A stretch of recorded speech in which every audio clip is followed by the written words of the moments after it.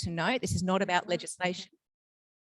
This is not about legislation to keep young people under control or statutory orders or obligations. It is just about providing support and care for them once they have turned 18 or 19. So I thought we might do a little demonstration, which will require everybody to stand up. If anybody has any challenges standing and sitting, there's only a couple, but if I could ask everybody to please stand. If you have challenges or not comfortable doing that, feel free not to partake. And for those online, we will just pan to the audience so that you can see what's happening.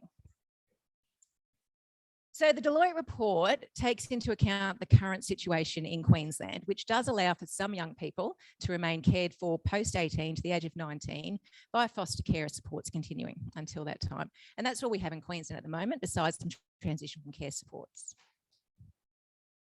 Okay, so everybody standing in the room here now represents the 30 to 40% of young people who are homeless when they leave care. So starting with you just here at the front corner, can I ask every second person to please sit down and everyone else remain standing? Just on your rows, every second person sit. You sit, you stand, you sit.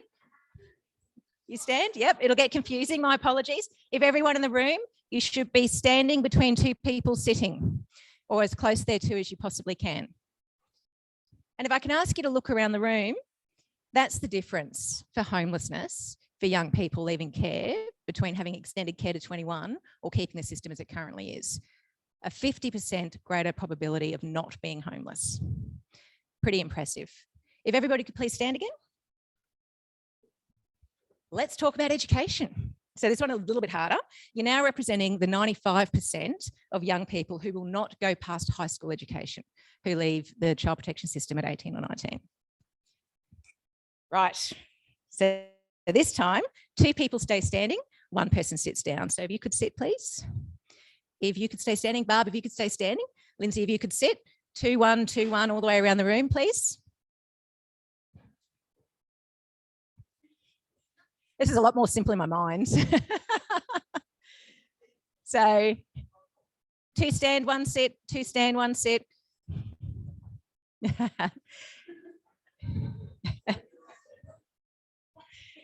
And if you look around the room again, that shows the difference between having a post-high school education. The people standing now will have an opportunity for post-high school education if we extend care to 21, as opposed to everybody standing before, 2/3. Okay, last time, if everyone can stand again. So this time you're representing the 16% of young people who have drug or alcohol dependence leaving care at 18 or 19. Now, this is really going to challenge everyone, because what I'm going to do is ask 5 people out of every 6 to sit down. So the whole front row.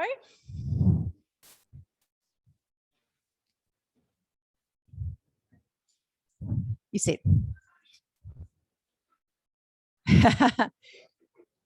Yep, that's looking pretty good. That's the difference for drug and alcohol dependence compared to everybody standing for extending care to 21. Thank you, everyone. Please be seated.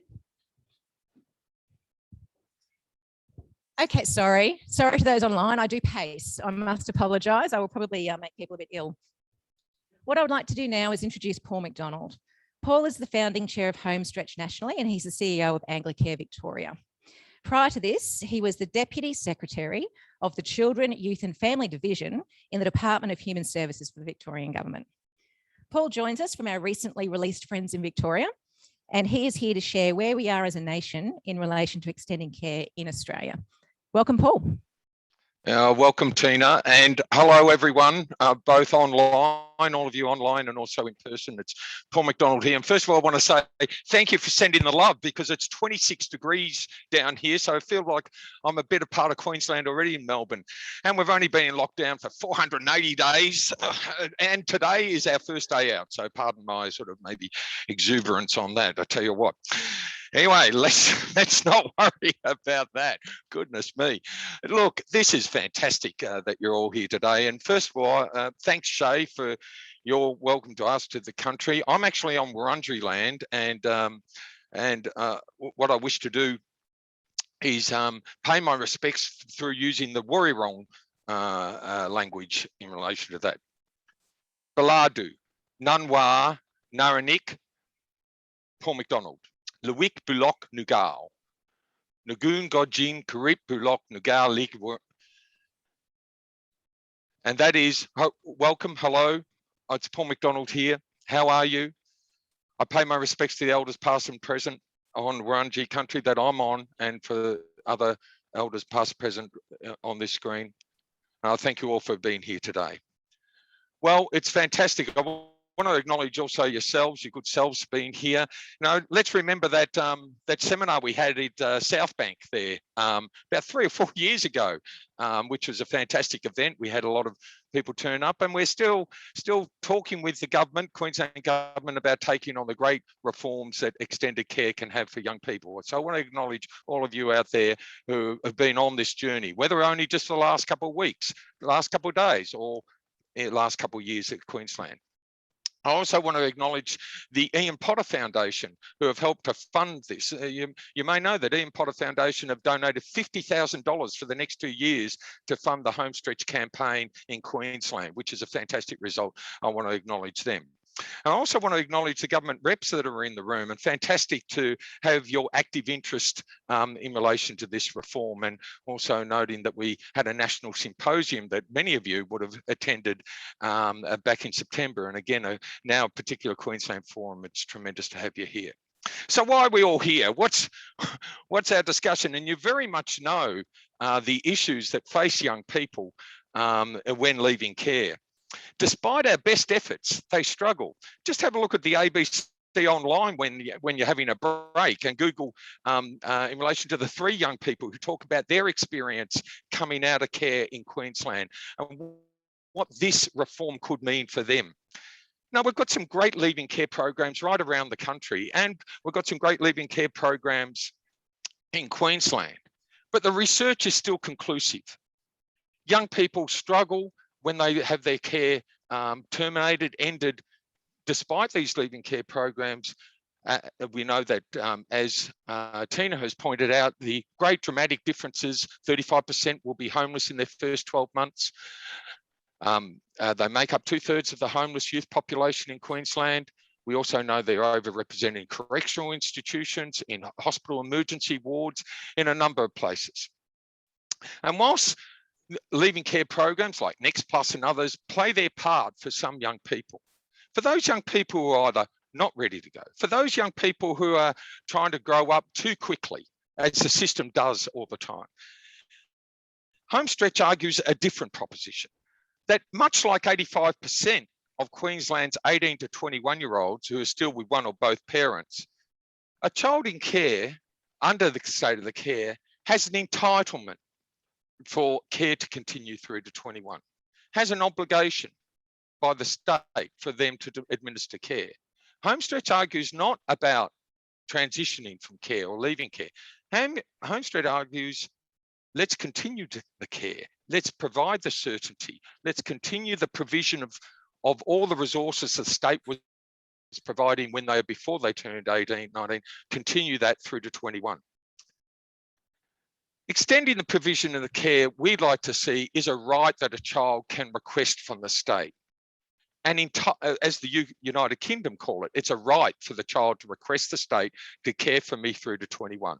Or the New Zealanders have legislated that it's an entitlement of the state.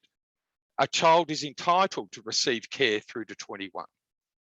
Or as the Victorians have put it in their legislation that just got tabled just this week, an obligation by the Secretary to continue the care to 21. I note the Minister's comments even in this morning's paper, Minister Leonard, who said, well, we can provide tailored support, or we can actually, if they apply to the department, we can provide some support to them. Well, I'm not talking about an Oliver Twist model where you approach your former carer, your former parent, and say, look, I need a little bit more support. Homestretch says we extend the care as if care continues through to 21 for all young people in care. Now, many, minor, well, we've seen that in fact, actually most take up the option, and some mightn't take up the option. That's okay. But as long as that provision, that young person has an entitlement, that young person actually has a right to request from its carer to support me through to 21. That's what the reform is about.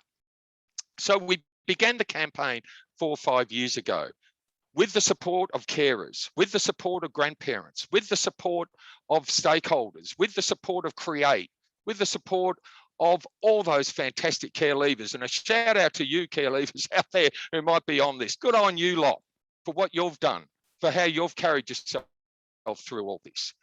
But what we're saying is you shouldn't have had to done that on your own. And we're saying to carers, you shouldn't actually have the partnership between the state and you as carers abandoned by one party because based on the age or the turn of a birth date. And so here we are, fortunately now 4 years down the track with 6 states and territories, and we're wanting Queensland to join it to make the 7th state and territory who now enjoy extended care. And true, all of those states have good leaving care programs. They already have it. All of those states have legislation called post-care support, inverted commas, through to 25. But they still took on the policy of extended care through to 21. Now, what could that look like for Queensland? Well, let's take Victoria, for example. All young people, regardless of whether they're in kinship, foster care, residential care, or even permanent care, are provided with the full support of the state through to 21. Reimbursements go to those carers to continue to pay those carers through to 21 for caring that young person. Or if a young person is in residential care, a stipend or a provision of between $10,000 and $12,000 goes to that young person, serviced through a worker, to establish them into the housing market and set them up. And for every young person, a worker is provided to help mediate what's ever going on in the current placements, right the way through, guaranteed, right the way through to 21, 3 years. And if that young person says, oh, by the way, I'm 19 and I feel like I can make it on my own, that care will continue. That money that's going to that carer to look after that child then goes with the child through to 21. So that the child takes that reimbursement and helps them establish through the worker again, an apartment or wherever they need to do, and helps them set them up. So they're still in the continuing care program to 21. Well, what about if you're homeless? Well, if you're homeless, then you're in the care at that time, you can return back to the state and the state will pick you up again, 19 things. How many young people we met saying, I'm out of here, can't wait for the care to think, go back home and it all melts down in 3 months' time. Well, those young people now can come back and ask the state to care for them or provide the support through to 21. That's what we're looking at. We're not after a system in which, fingers crossed, I hope you make it once you turn 18 or 19. We're going to assert, that's what the reform is, that the state asserts that we're going to see you till you're done, and we're going to use the age of 21 as that point in which we're going to service. And so turning to Queensland, well, before I leave those other states, 1,000 young people are now enjoying extended care through to 21 in the 6 other states. South Australia, who were first cabs off the rank 3 years ago with home-based care or being through to 21, are now, the minister just announced a couple of months ago, a trial for residential care all the way through to 21 for 40 young people. West Australia have gone universal, residential, kinship and foster care, all through to 21, right across the whole state. Tasmania, the same. ACT, the same. Victoria, the same. Northern Territory this week or this month are legislating to extend care through to 21. And so all this great forum that you're here today is to say, how do we bring this home for Queensland's young people? We see what they want. How do we actually bring this reform home? And we know that the Queensland government are listening. And I think this is a great part of the campaign, that we've got so much interest now and the Queensland government's listening. So let me end with this comment. One, it's important to design the right model. And I think we can look for other states to take some ideas and then mix them into the Queensland context and see what we can come up for a really fantastic Queensland model for extended care. But we've got to get the state to act, don't we? And I think what we want for, I think the 80 odd people in the room is to continue the campaign, because it's with you It's only with you that we can get this across the line. So if you're a member of an organisation, get your board member, you get your chair to write to the Premier, Premier Palaszczuk, how come 6 other states have got this for young people and we haven't? Or get your, if you're a worker, or grandparent, if you're a grandparent and a carer, write to the Minister, write to Premier Palaszczuk. I think this is a captain's pick. I think Premier Palaszczuk doesn't want to see Queensland being left behind. We want to be a part of this option too. And we know the great outcomes. Deloitte will talk about the financial and the social outcomes. We know it makes sense because we raise our own children this way. So we cannot have a 2-tiered system where we, at home, raise our own children one way and walk into work and actually sign up to a different care parental arrangement with the children under our care. Those 3 young people in today's ABC motivate us to say, no, they want something better. As that girl said, extending care, and I'll finish with this, extending care would mean everything. Extending care to 21 would mean everything, she said. And that's what we want to bring. We want to bring everything to these young people so they get the best start in life. So, all right, and we're going to do it till the job's done. All right, so there's one thing about this campaign that you know, we don't let go till we've got it over the line. So I look forward to working with you and joining with you in the great campaign and in the great reform that we know we can bring for Queensland, as well as what's been enjoyed by every other young person in the other 6 states and territories. Thanks, everyone. Thank you, Paul. Does anyone, thank you. We do have just a couple of minutes if anyone has any questions for Paul, who is a bit of an expert on what's happening everywhere else around the country in relation to extended care. Those online, if you put it into the chat, we'll make sure that those questions come to us as well. And as I said earlier, anything we don't have time to get to today, you will get in writing after today, because we are going to do a bit of a report up in relation to what we learned from all of you today. Any questions for Paul? Is anyone surprised that we're lagging in this space in Queensland? Does anyone care that we're lagging in this space in Queensland? I think we do, and that's why we're all here, and we do appreciate everybody being here. Thank you, Paul. Very much appreciate your time. Yeah, good on you. So we've spoken a couple of times this morning about the Deloitte report and the economic work that they've done. And obviously it's not my field because I've lost the language to use to explain what the report is all about, but it is a cost benefit analysis and it does take into account financial and social wellbeing measures. So I would like to introduce 2 people from Deloitte. Luke Condon is a partner in the Health, Economics and Social Policy practice of Deloitte Access Economics.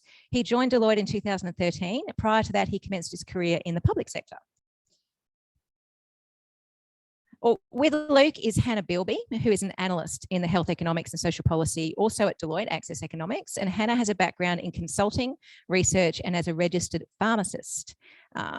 Welcome, Luke. Welcome, Hannah. We'd like to throw to you for about 15-minute presentation in relation to the findings of Deloitte, and then there will be an opportunity for questions after that as well. Thank you very much, Tina. Thanks, Paul. Thank you, Shay, for that those words at the start as well. So Hannah's just brought that up on the screen. I'm not sure how big, yep. So hopefully you've got a big enough screen that you can see that reasonably well in the room. It's a bit of a novelty for us to have a meeting where there's some people in person. So as Paul mentioned, we've done about 270 days of lockdown. It's nice to be coming out of that. And it's nice to see you all there. And thank you, Shay, for those words at the start. I've actually got a sister-in-law who lives in Bulimba, so I feel like I know a little bit more about the origins and meaning of Bulimba. It's been Deloitte's privilege, really, to undertake this analysis. As we'll mention as we go through the slides, Deloitte has assisted Homestretch with similar analysis in a number of jurisdictions. Each time we undertake the analysis, we refine it a little bit further. So this is not our first time looking at these issues, and this is the culmination of the latest work in a Queensland context. So there is a report that sits behind this. The report's obviously a little bit more detailed than these slides. These slides themselves are a bit detailed though. So myself, with Hannah's help, will we'll take a little bit of time just to talk you through the content. And if there's any questions, we can take them at the end or put them in the chat if you're online. So Hannah, if you wouldn't mind just going forward, please. Yep, that's it. So I also just wanted to pay respects to First Nations people all around Australia. And I'm just like Paul, I'm on Wurundjeri land at the moment in Melbourne. And that particular piece of artwork is from the Deloitte Reconciliation Action Plan. I want to particularly acknowledge any Aboriginal people that are on the call or there in Brisbane, and pay respect to elders past, present and emerging as well. So thanks for that. Thank you, Hannah. So I won't really labour this point because I think Tina and Paul have covered this quite comprehensively in their opening remarks. But unfortunately, what the data tells us is that young people leaving care experience significantly worse life outcomes than their peers in the general population. And as Paul mentioned, there have been some changes in recent years in a number of jurisdictions where states and territories have increased support for young people who are in out-of-home care beyond 18, that the exact models and programs that different states and territories have developed vary slightly, but in principle, there's definitely been a shift towards extending care and the availability of support. So thanks for that, Hannah. So it was in that context that we've undertaken this analysis with a focus on Queensland, and it has built on some similar previous work looking at other jurisdictions. But each time we do go back to square one and we test all of the data and the assumptions, and we try and make sure that the model is fit for purpose for that particular jurisdiction so that it's as robust as possible. The different points you can see there on this slide are quite important. When it comes to the numbers that we'll show you in a moment, broadly speaking, there's two ways that those benefits are estimated. When it comes to those social domains, as you can see there, housing, education, employment, early parenthood, interaction with the justice system, they are all things that impose a cost on government on behalf of the community. So part of the benefits calculation here is saying, well, if care were extended, what would that mean in terms of there being less of a call on the public purse, less of a call on government expenditure over a long period of time, over decades, because this is a lifetime change or effect. So that's one part of it. The other part of it, which relates to health and wellbeing, relates to if you put this change in place, what does that mean in terms of avoidance of poor mental health outcomes or other poorer health outcomes?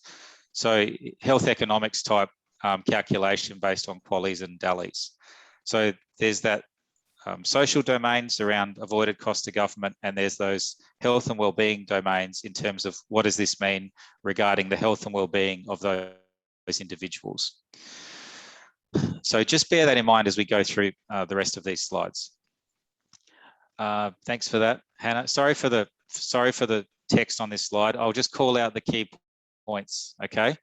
One of the things that we wanted to do to make this as robust and transparent as possible is to acknowledge, well, as Paul was saying, you need to recognise that there could be different levels of uptake, depending on the exact model and depending how many young people say yes, they want ongoing care or whatever the case may be. So based on precedent in the UK of a similar program, we've modelled a 38% scenario in terms of people staying in care. But then we also modelled a 50% scenario, which is scenario 2, and an 80% scenario as well. Okay. Now, the other thing that we tried to do is recognise that in Queensland, there are some young people who are still receiving support up to 19 years of age, and that's been in place since February 2019. So scenario 4 is extended care to 19 years in the base case. So our comparator is trying to recognise what's already in place in Queensland, and an uptake rate of 28% derived from the Staying Put program applied to the proportion of the Australian care leaver cohort in each year group. Okay.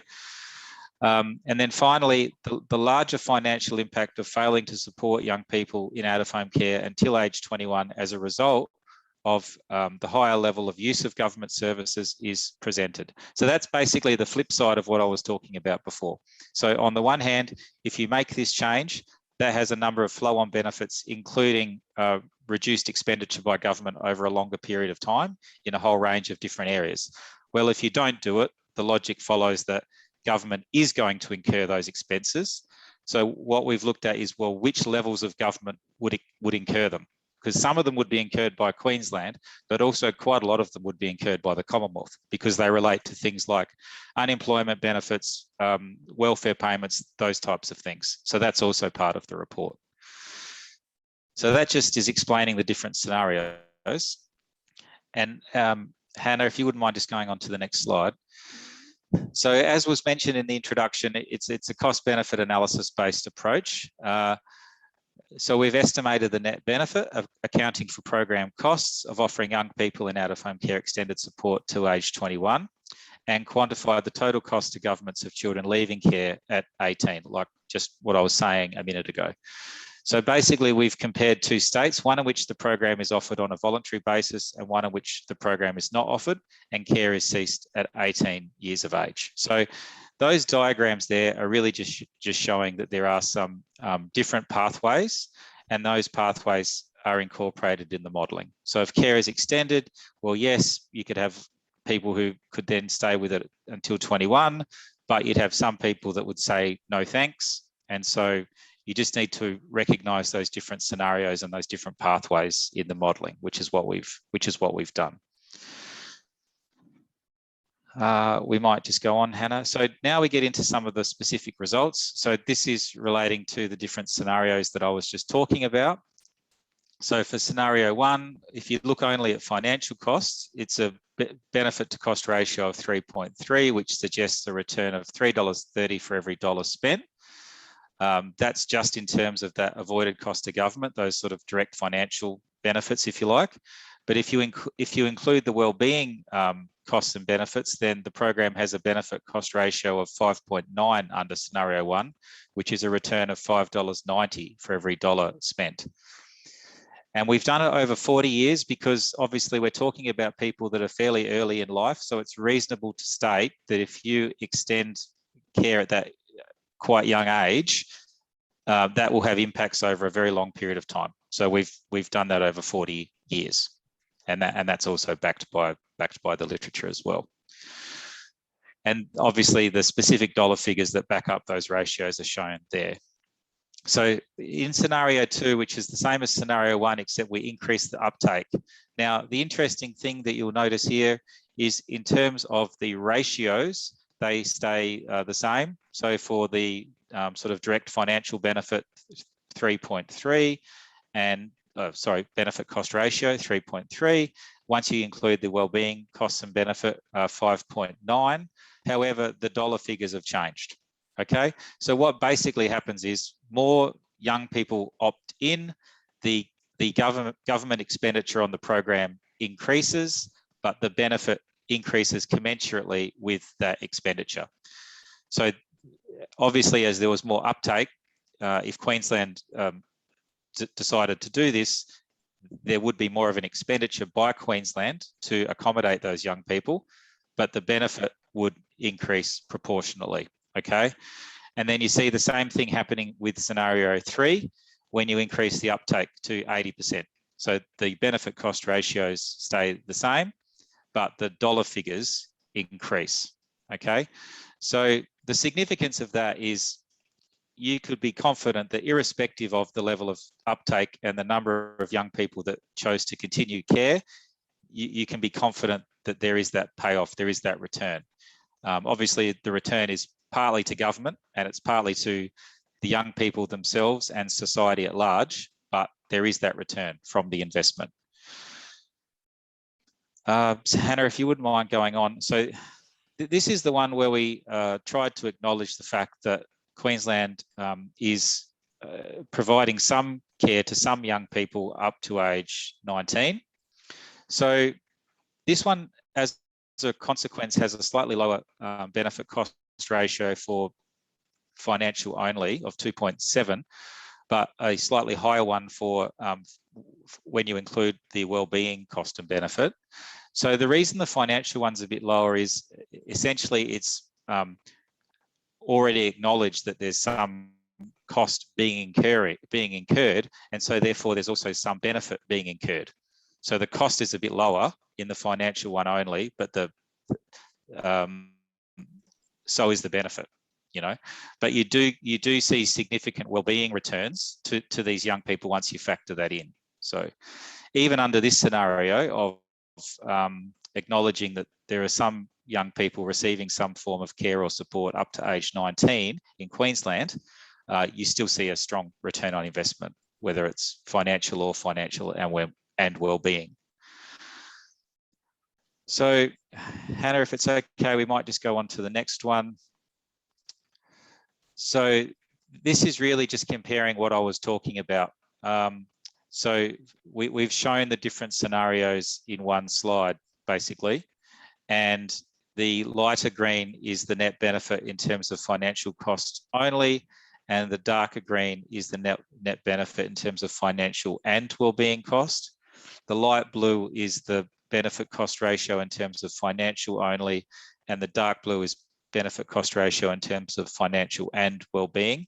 This is really just a visual representation of what I mentioned before, that the benefit cost ratio stays the same across scenario 1, 2, and 3, even though the actual expenditure that's required because you've got more people opting in increases. And also with scenario 4, it's lower expenditure because there are some, it's making an assumption that there are some young people, 18 years of age, who are already receiving some level of care post 18. So Hannah, we might just go on. So this, as I mentioned earlier, one of the things that this report does is say, okay, well, what would it look like in terms of cost to government if you didn't extend care? So as we've mentioned there, the financial impact of not implementing home stretch for the current cohort of care leavers in that age bracket due to higher usage of government services is estimated to be 71 million for the Queensland government and 339 million for the Commonwealth over the next 10 years, resulting in a total cost to government of 409 or 410 million. So this is 10 years because we feel like you can do this with more confidence over that time frame. And we've shown it in terms of a breakdown. And the big ticket items there are things like unemployment, which obviously the Commonwealth incurs that expense, foregone taxes, and there are some others that are mentioned there.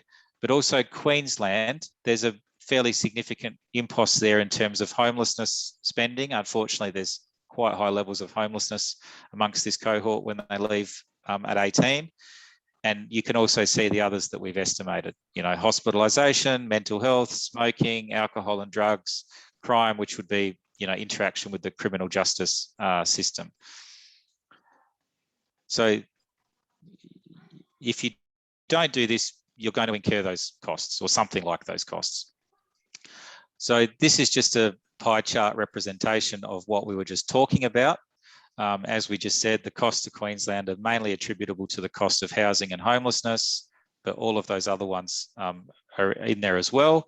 And for the Commonwealth, it's mainly due to unemployment and foregone taxes, but there's a number of others that would fall to the Commonwealth as well. So that is an indication of the cost to government of not taking this action or not making this change. Hannah, I think we're getting towards the end now, but we might just see if there's another slide. So just in summary, the findings indicate it is a worthwhile investment for Queensland to extend care to 21 years of age. The overall value of benefit to Queensland clearly exceeds the cost of this investment and directly accrues to government as well as to care leavers. And it's also a good thing for the community as a whole, obviously, for the same reasons that Paul was outlining. And over time, governments will pay less for services to support this cohort relative to the cost of extending care. So it's the classic example of investing some more upfront with a population that we know is already at some level of risk to reduce or avoid entirely more significant issues down the track later in life. Now, if my memory serves, I think that might be the last slide, except just to mention again that it's Luke and Hannah, and we're from Deloitte. And I might pause there and see if there's any questions or comments that anybody had. Thanks for that, Anna. Thank you, Luke. Thank you, Hannah. Does anyone have any questions? I'll have to repeat them so that Luke can hear them, but does anyone have any questions? Pretty, bit of thunder joining us here. Pretty large numbers, really, isn't it? When you look at the cost benefit analysis, $5.90 for every dollar spent in social and financial, and even higher for those who are getting supports to 19. And interestingly as well is the fact that as the numbers of young people taking this up increases, so does the benefit. So whilst the cost increase, so do the benefits, which makes it a very, very worthwhile investment for government for, you know, our very, very important young people. I did see a question come up online, which was just about whether or not the report would be publicly available. It absolutely is. We have some hard copies here this morning. We didn't print too many up though. Most people do like to see things online. The link to the report was put up in the chat, but it will also be in the documentation that you get. And I think it was also in the email that came out as well, but I'll double check that. So absolutely is publicly available, and there's a lot of information in that report that obviously Luke didn't have time today to go through. Any other questions or any questions? Yes.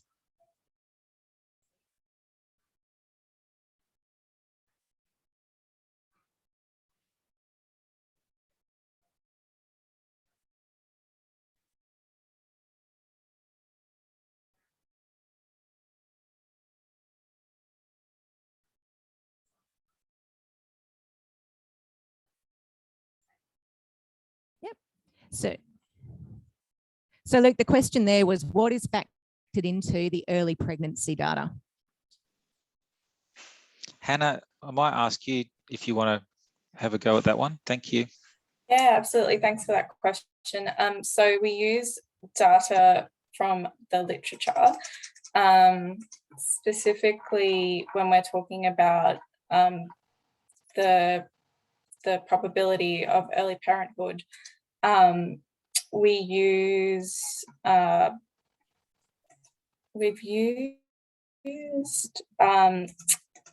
Cashmore and Paxman and Courtney and Dvorsky. So that was similar to, so we use the probability for those aged 18 and then the probability of early parenthood for those aged 21. So, and comparing, you know, that base case to age 21. And that is also adjusted for the fact that roughly 48% of the children in out-of-home care are female as well. Thank you. And Any if you other have questions? a look at, if you have a look at the full report, there's also an appendix there that you can refer to for the full references. Thank you, Hannah. Any other questions from anybody? Yes.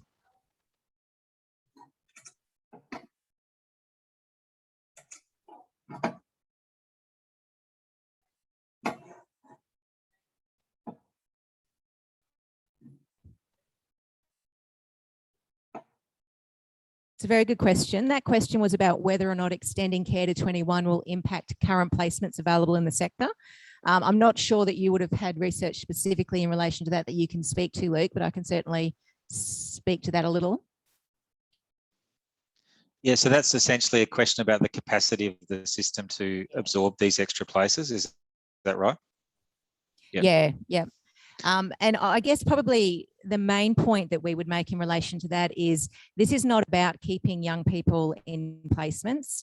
There is that possibility with foster carers continuing to support a young person post-18 in their home that they may not have the capacity for other placements coming in. That is certainly a possibility. I don't know the data in relation to that, but what we are looking for extended care is greater supports in the community. So helping people get housing, helping people pay their rent, helping people buy furniture for their home, helping people have someone available to them when they need someone to ask questions of, help them go through a difficult process, all those sorts of things that usually you'd rely on your parents to do if you're lucky enough to have your parents there for you, that we're looking to do. So it should not significantly impact placement capacity. There's already a lot of pressure on that now already. We know that very, very well, but it shouldn't significantly impact it. And I'm speaking anecdotally because I don't have the data right in front of me. Mm-hmm. The only other thing I'd say on that, Tina, is our brief in this particular instance was essentially to crunch the numbers, basically. But that question, and I'm sure there would be other similar points around implementation and system readiness and those types of things that obviously the department or others would need to work through those implementation issues. Yep. Yep, absolutely. Any other questions? Yes.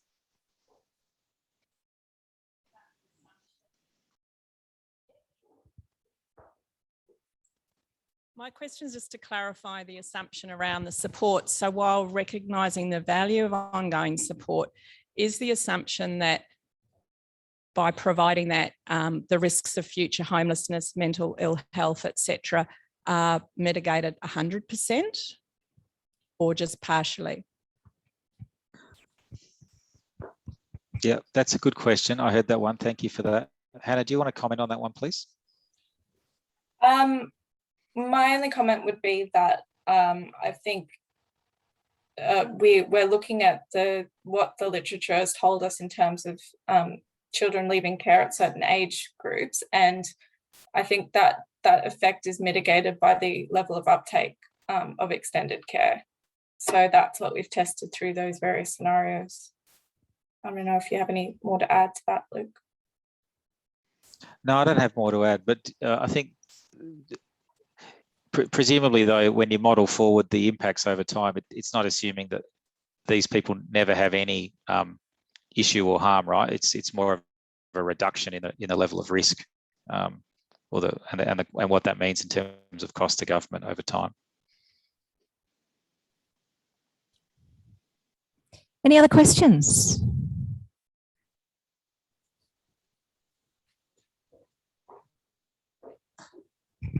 Yeah, just coming in on the chat, there was one question. Did this report account for the changing external factors that COVID's had on things such as housing costs, insecurity, increased mental health and ill health, etc.? I don't think COVID impact was modelled specifically, but I do remember there was a couple of conversations about how best to deal with this. Was there anything else you wanted to say about that, Hannah? Just that we've endeavoured to use the most up-to-date literature available, and including sort of the cost to the mental health system in 2021. So, but you're right, Luke. Yeah, COVID is a tricky one because obviously it's such a large. I know it feels like it's gone on for ages, but it's in the context of looking at things over a longish period of time. It's a sort of short time frame shock type impact, and so we haven't tried to sort of say, well, over and above the additional pressure on the mental health system from COVID, for example, what would that mean in terms of the modelling? So if COVID has added more pressure to some of those systems, that's probably a contextual factor, but it's not something that we've specifically tried to model in this exercise. Yeah. I just add that, given that our estimates are likely to be conservative, so you could look at it that way. Thank you, Luke. Thank you, Hannah. I think that's a really good point too, the estimates being very conservative, that there is actually potentially more benefit that will be realised from extending care to 21 than this report is actually showing at this point in time. Any other questions?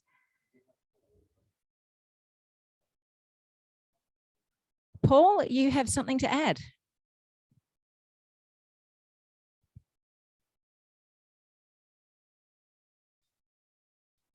Paul, you might be on mute.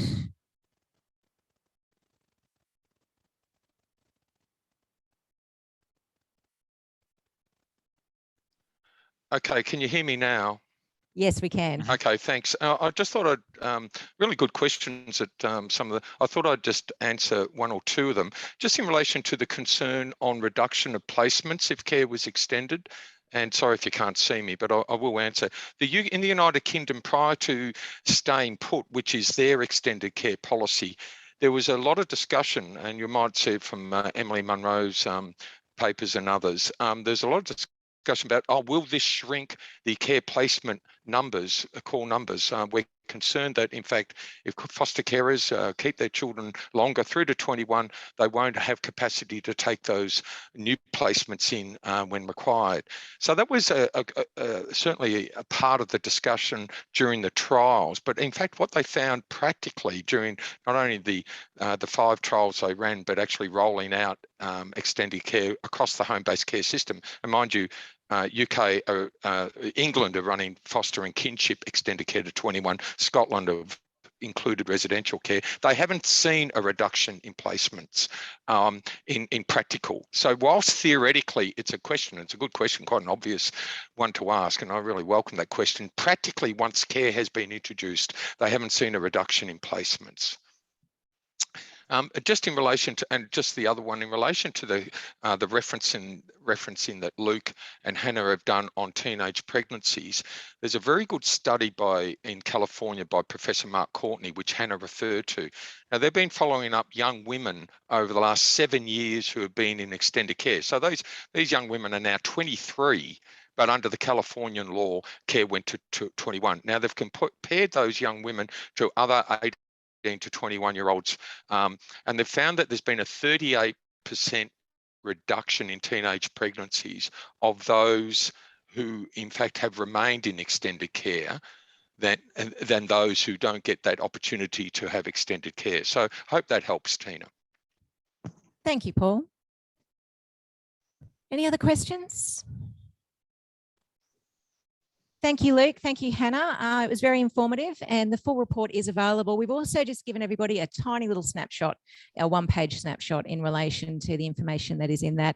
And that snapshot talks about the $71 million Queensland would save over 10 years if they brought in extended care. And you add to that the Commonwealth savings, which is in the 380,000 million, sorry. It's significant when you look at it from a financial perspective. You know, we who work in the social services sector tend to look at the people and the well-being, but from a financial perspective for government, this makes sense. Thank you, Luke. Thank you, Hannah. Thank you, Paul. Okay, thanks everybody. Thank you.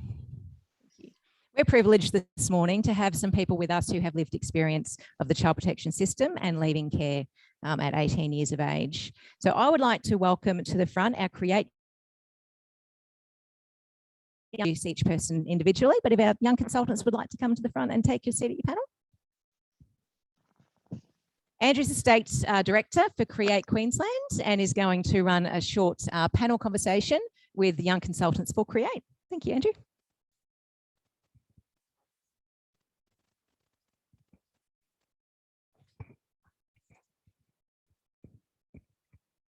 Thank you, everyone, and everyone watching online as well. I want to start by acknowledging the traditional custodians of the land where we meet today and pay my respects to elders past, present and emerging. So I'm the State Coordinator with Create Foundation in Queensland, a peak body representing the voices of children and young people in care. Today we've got 4 really amazing young consultants with us, and it's a real honour to have them with us today.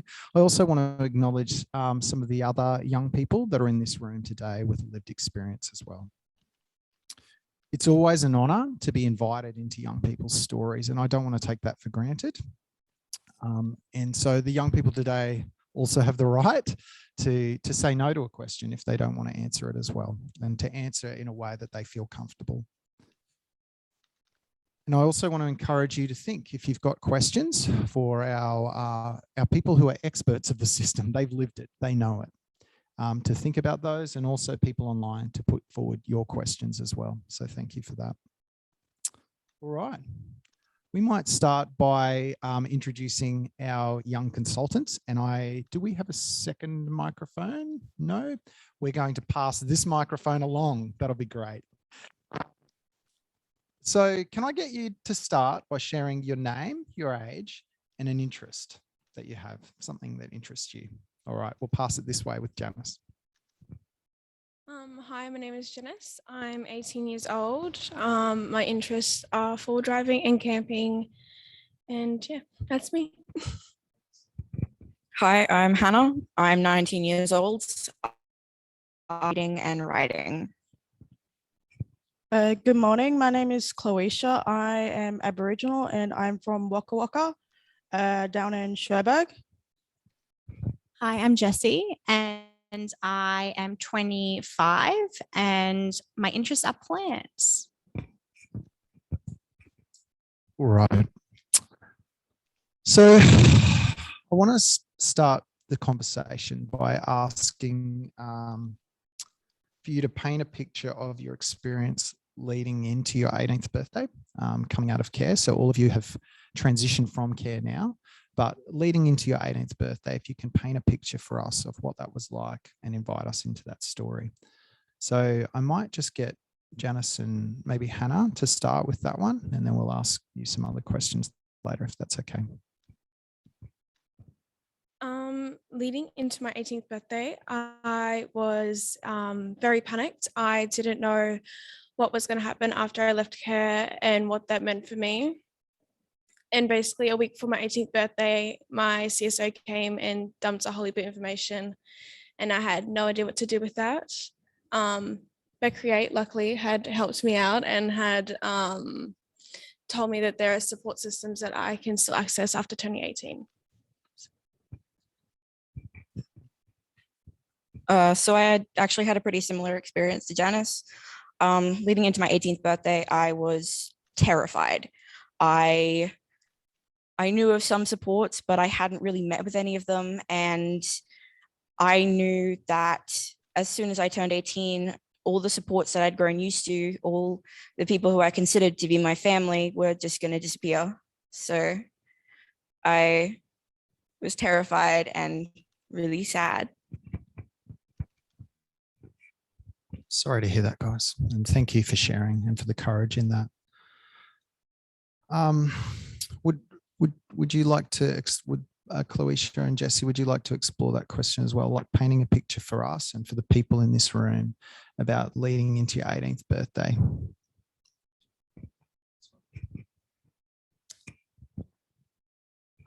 I actually had a really good experience. When I was 17, I was put in SILS and they told, I think it was like 6 months before I was 18, they gave me a apartment down in Morningside, just around the corner. And it's actually really good homing. It's not like it's, you know, gross or anything like most kids got. It's actually really nice. My neighbors are really nice. So yeah, that's all.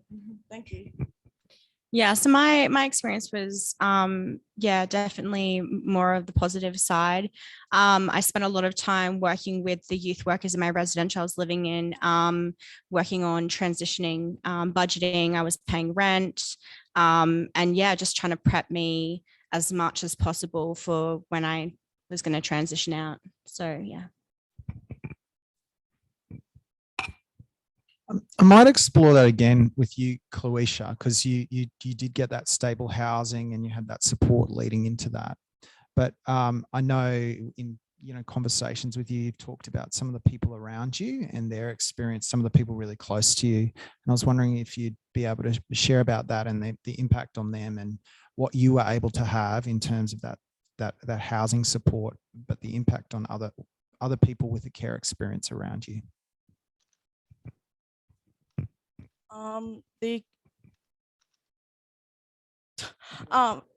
Yeah, repeat it again, please. So you had that supportive housing, but I'm interested also in people with care experience were really close.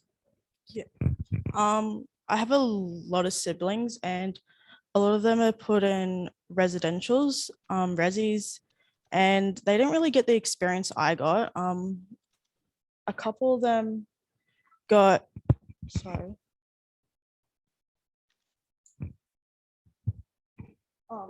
A couple of them got put into family members, and a lot of them are doing alcohol and drugs at the moment. And I think a lot of them didn't really get the experience I got, but there was only a couple that were homeless. Yeah, I can't really talk too much about it because it's not really my business to say. But yeah. Thank you, Croatia. And I am really so glad that you have had positive housing and positive support around you. And I'm sorry to hear, about that, of those people that are really close to you. All right, I might ask the panel at this point to share about your experiences after turning 18, as you were starting to transition from the care system. If you can share a little bit about your experience there. After transitioning, mine was very positive. I was very lucky to be able to move in with my boyfriend and his family, and they've been incredibly supportive, and they've let me have a voice. And if I am having troubles or anything, they're right by my side and are supporting me no matter what I need and no matter what I'm going through. So yeah. When I first left care, I moved into a housing in a university campus. And because I was in a house full of so many people who had an ever revolving door of people coming in, it was really bad for my mental health. And so I actually had to leave. So I had to find a place on my own, and that placement also broke down, and I was homeless for a bit earlier this year. So I've pretty much only just found a place where I can settle down like 6 weeks ago. So I had a pretty poor experience. I was actually still in high school, so I was finishing high school off, and I had to travel to Windery Valley State High School from Morningside. It was like an hour trip on the bus and 10 minutes on the an hour train and 10 minutes on the bus. But the support from my school and Create was really good because they help with like food, travels, anything that was like really important for me. So still really good for that. So my experience after turning 18, like I said before, I got taught a lot of skills in regards to like budgeting and learning how to be an adult. But I wasn't ready. I had been prepped for 3 years. And I still wasn't ready. So I unfortunately had to be self-placed back with family, and it was a really toxic environment. So, but it was either that or like the streets. So yeah. Thank you for sharing, everyone. I just really appreciate your stories, and I'm sorry to hear all those really hard things. So the Homestretch campaign is all about ensuring that all care experienced young people have a home and support up to the age of 21. I want to know the difference that this would have made in your life, knowing that that was available no matter what. So in 2019, I had recently only just turned 17. I was kicked out of my placement, and having to start high school, not knowing where I was going to be, and the instability was terrifying, and thinking that I was going to be homeless after I turned 18 and not knowing like what's going to come for me in my future. Like I had plans to study and everything, but when I experienced homelessness, I kind of just gave up on that and threw that out the window because I just didn't think it was possible. But making it 21 would have given me more security and more support, and wouldn't make me feel so panicked and stressed about where I'm going to be, and knowing that in the future, if I did have issues with placements, that I could, go back up to child safety and be like, hey, I still need support and I need somewhere to go. And yeah.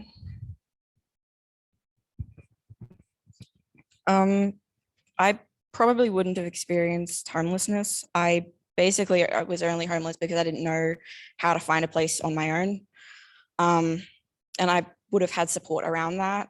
I wouldn't have spent my 18th birthday crying with some of my support workers because it was goodbye.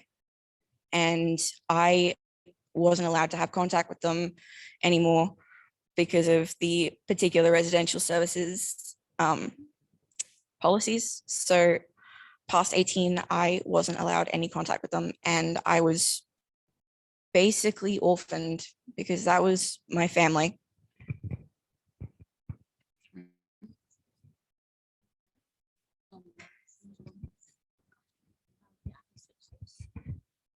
Were you wanting to speak? Oh, okay. It's really hot in here, by the way. Oh my gosh. We don't have, for the people online, we don't have any, aircon, I don't think. So yeah. So what it would have made, the difference it would have made for me, well, like I said, we start transitioning at 15. And mature, like emotional intelligence and maturity. I didn't take it seriously enough. So if it gets extended, then it gives it that opportunity for that extended amount of time for support. I wish, looking back now, that I had have taken that way more seriously. Now I know where it led me. So. Thank you, everyone, for sharing. Your stories and some of those pretty tough situations. I also want to acknowledge Jessie. So today, Jessie has actually, apologies for this, I didn't give you a heads up. Jessie has actually finished her Bachelor in Human Services today. So can we just give her a shout out to her?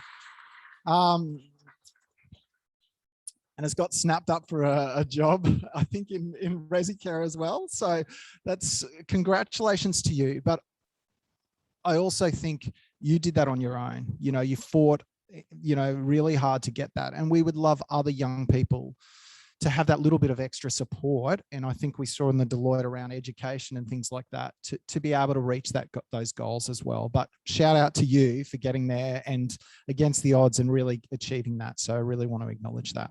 Yeah. While we're speaking about Resi Care as well, Resi Care has unique, challenges in terms of making it 21 and extending care for all young people. And I wondered if some of the young people on the panel who have a Resi Care experience would like to share about some of those and about what could look like for you in terms of support to 21.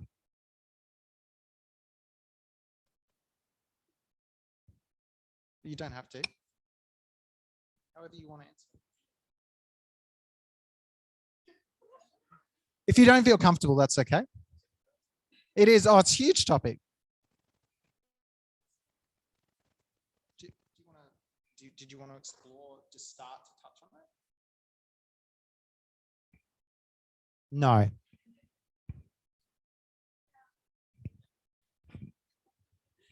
A unique experience for me, let's just say that, because I'm sitting on a panel with a young person, I'll still say a young person, with lived experience in residential setting, and I'm about to go into that industry, so I can, there's people that are in this room and probably listening, that are in that industry, but I think the big thing is I'm 25, turning 26 very soon, and make it 21, extending it to the age to 21 was a thing back then. And I had heard about it and the idea of making it, extending the age and that possibility, the opportunity to stay for longer, I would have opted in for it because I wasn't ready. And I just am confused as to why that, it's still a thing. It hasn't been made policy yet. And I'm just really eager for it to be thrown over the line. Wow, that was very loud thunder. Yeah, I'm just really, thunder. I'm really excited for it to be thrown over the line. I'm just wondering why Queensland hasn't stepped up yet. That's all. Right. How are we going for time? We're all right? Oh, plenty of time. There we go. I mean, I could hear from these amazing young people all day. So, can I also ask for the young people in the group who identify as Aboriginal or Torres Strait Islander, I'm interested about in your transition journey, that connection to culture and what helped you stay connected to community and to culture on that journey as you were journeying into adulthood. So whoever would like to take that. Yeah. Yeah, you can. Welcome to. So I was in foster care since five, and I got out when I was 18, but they have a like policy where you have to be like put with an Aboriginal worker, or I don't know, like the whole thing. But I got put with 16 different homes, and most of them were actually, can I say it? White families. I don't know if I was, but white families. And but we were placed with our siblings, so we still had a bit of culture, and they would take us to a couple of events, but we still didn't have like the culture as our families who weren't put into foster care. And I really feel like we need to be, what's the word? We really need to be taken to functions, or like just like, I don't know, like maybe even a school that has a program for us and we can learn more about our culture. Lucky enough, when I left high school and I was also in high school, I got to learn a lot about my culture. So I still have heaps of knowledge, but not as much as someone who grew up with their family. There's like, it's just really depressing because, you know, I would be like, oh yeah, this is where I'm from, blah, blah, blah. But I couldn't actually tell you, you know, where my dad's side of mob is, because I wasn't really connected to my dad, but I'm still connected with my mum. But we really need to be put into programs, or even more Aboriginal Torres Strait Islander, what's the word? Foster carers. Resi is like the worst place to be placed because they don't do anything for you. So just being placed with somebody as a family member would be really nice. Anyone else want to share anything? No. Thank you for sharing that, you know, and I think the ways you've been able to stay connected with your family and having that safe place to stay as a base. So I think, yeah, it's really lots of insights from that as well, you know, as you continue to learn more about your culture. And it would have been great if you had, you know, more of that support on your journey as well, and for other Aboriginal and Torres Strait Islander young people. Okay. Yes. My apologies. Yep, we'll talk a little bit louder. Yeah, no worries at all. All right, we might have questions in a moment. In fact, we might open it up to questions now from both online and people in this room. So maybe we'll start with a question from this room, if anyone has any question for our young consultants who have a lived experience.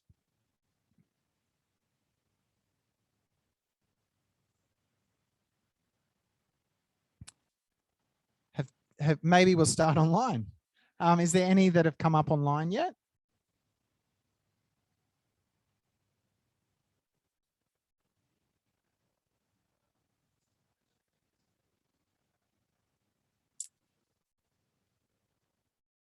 Yeah, I'm not sure if anyone wants to talk about disability and home stretch or things like that.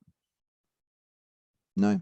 Okay, we might leave that question and we can explore it at a later stage. Yes.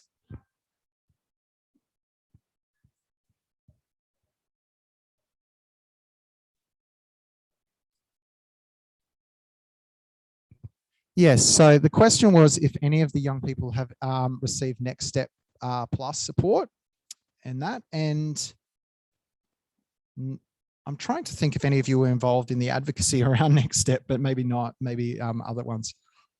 It was Next Step Aftercare originally, and young consultants advocated for that and got that over the line. And I guess young people now are wanting to make it 21 over the line. So, all right, Next Step Plus or Next Step Aftercare, if you'd like to share your experiences of that.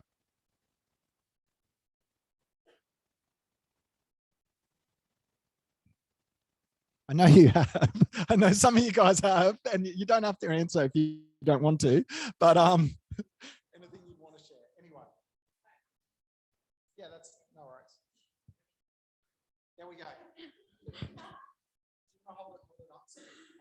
Oh, they bought my phone for me because I couldn't afford it when I first moved out, and my old phone wasn't working anymore. So yeah, Probably have like one thing that's good. The other one for like do this at twice. I'm doing so they paid for my therapy and I actually got to go see an auntie down in, where is it, where's that place, Knee Bean Lee. They paid for that, and I think it was really expensive. I was like, because I wanted to do it again, but it was like really expensive, and they did 16 lessons for me. So it was really good. I think that was the only. Sorry. Thank you. All right. Thanks for that.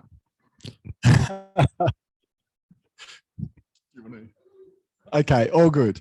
I just saw another young person.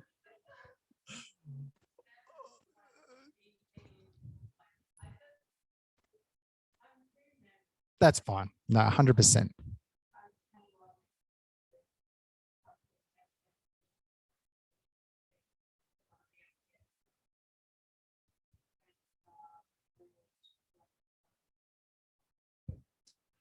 For the people online, we have got another amazing young person in the room who shared about the support they've received from Next Step.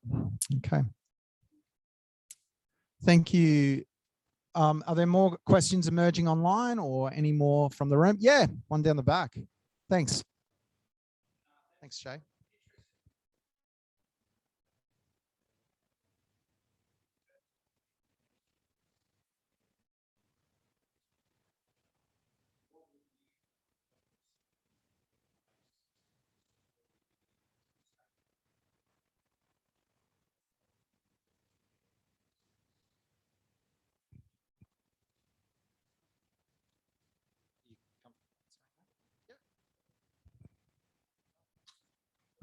Just maybe even getting like put in programs. I don't know how to say it, like not like programs, but like maybe going to like Aboriginal Torres Strait Islander camps and having an, oh, actually I forgot to say, I had an auntie at high school and she had like little meet and greets or like just yarning circles and stuff, and she would like help us out with our culture. So having someone at school as an auntie or an uncle, I feel like, is that what you're asking? Is that what you mean? Or afterward? After was like fine because I just went back to my family, so that was fine. But like in school, I feel like just having like an auntie and uncle in high school, primary school would be nice. Not getting put into a white school. I'm sorry to say.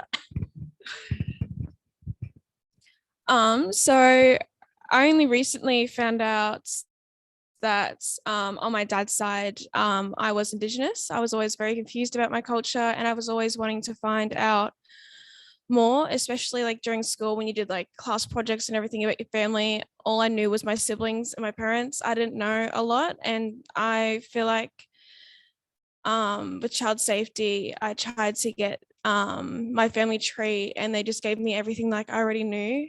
And also like only recently finding out that I was Indigenous, having the support and that to explore like where like I was like my family was originated from, and just different things about my culture that would make me understand it better. And yeah. Thanks for sharing, Janice and Cloisha. And sad to hear you just finding out about it now, but you know, hope that there's lots of learnings on that journey as you continue on that. All right, we maybe have time for one more question. Is there one last question we have for our young consultants? Oh, we've got one up the back. Yep.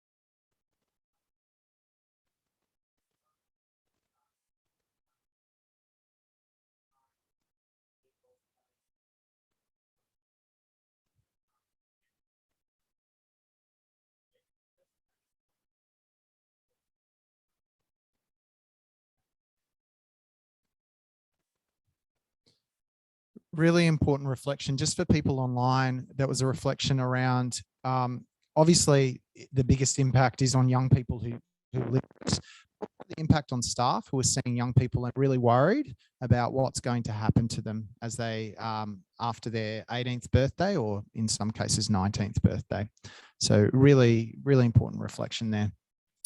All right, I might just throw to maybe one person who wants to take it. I'm just interested what you would like to say to key decision makers in Queensland around this really important topic. So whoever would like to take that.